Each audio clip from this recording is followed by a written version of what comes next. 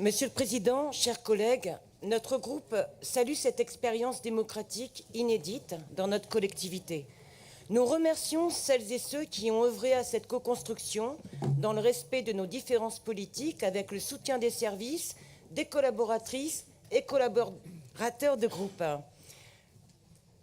Le huis clos a permis de dépasser les postures habituelles qui nuisent à la coopération et paralysent l'action publique, n'ayant pour seul résultat que d'alimenter les polémiques médiatiques et les incertitudes de nos concitoyens. Le groupe RN, pour sa part, s'est illustré par le dénigrement constant, l'impossibilité de coopérer et le vide de leur contribution. Monsieur le Président, en lisant les articles qui ont suivi votre conférence de presse, j'ai ressenti un mélange de déception et de colère. Il ne m'écoute pas, mais ce n'est pas grave. Vous y annoncez de nouvelles modifications en concertation avec les acteurs agricoles. Mais qu'en est-il des élus régionaux? Avez-vous décidé de dissoudre ce rapport en balayant le suivi des recommandations, pourtant largement consensuelles? Initialement, l'objectif de cette mission était de répondre à la crise agricole et d'accompagner l'adaptation au changement climatique. Pourtant, nous constatons que votre première réponse est une révision du règlement hydraulique au service d'intérêts de court terme favorisant une agriculture inadaptée. Les enseignements des auditions sont pourtant limpides, comme l'eau de roche, et devraient changer les angles de vue de tous les auditeurs. Qu'avons-nous entendu? Que la majorité des agricultrices et agriculteurs demandent prioritairement un véritable accompagnement pour adapter leur système de production au changement climatique, assurer la durabilité de leur modèle économique, obtenir un revenu décent et une couverture sociale réévaluée. Les constats sont implacables. Exemple, une forte dépendance de l'agriculture de Nouvelle-Aquitaine aux importations de protéines, aux engrais étrangers et aux fluctuations des prix des pesticides.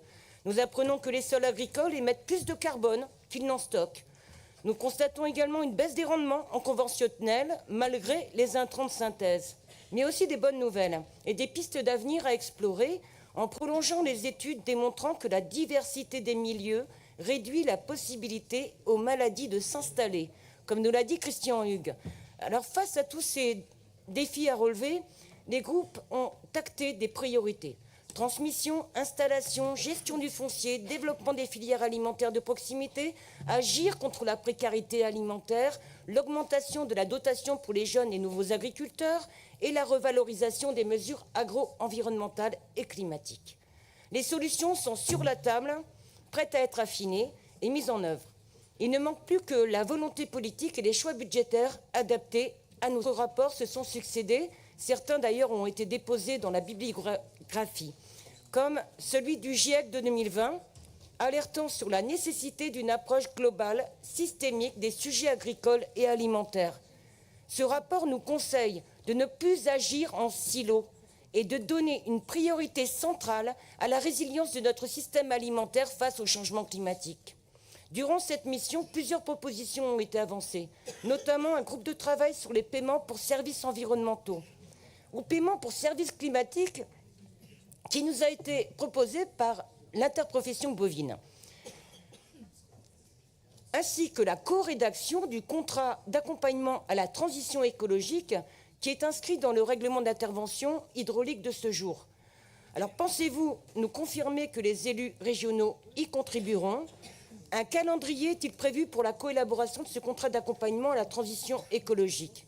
La mission recommande également une évaluation stratégique. D'ailleurs, je remercie mon collègue M. Plez qui en parlait tout à l'heure. La mission recommande donc cette évaluation stratégique transversale des politiques publiques régionales en matière de santé, de biodiversité et de climat, afin d'en questionner la cohérence interne, l'efficience et l'efficacité. Sera-t-elle programmée au niveau de la CEPP?